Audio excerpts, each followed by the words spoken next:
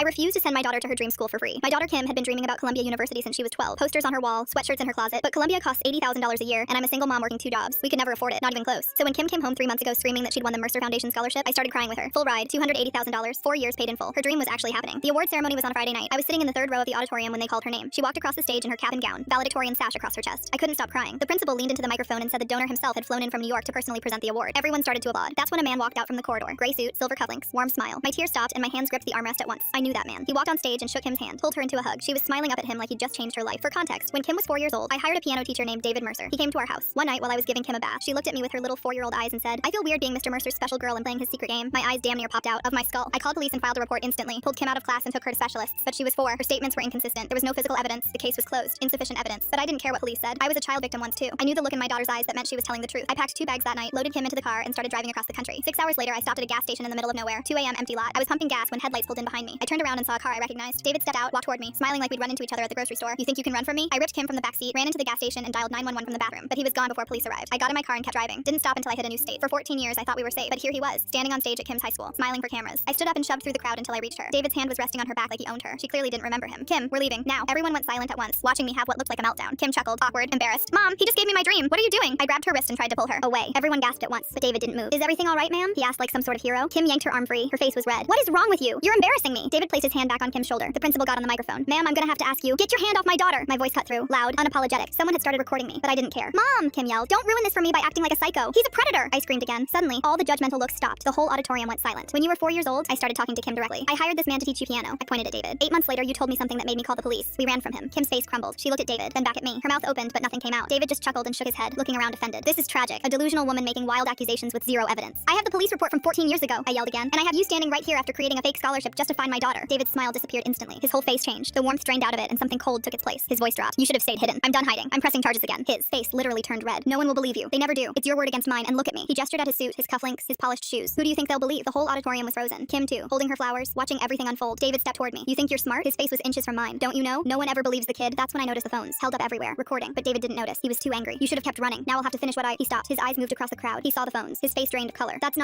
out of context. "You're not just a creep, David. You're a dumb creep too," I interrupted. Kim walked off stage entirely. Security grabbed David from behind. 2 officers, one on each arm. They dragged him away, screaming that this isn't over. Kim never got Columbia, but she did get medical school. My baby's a doctor now.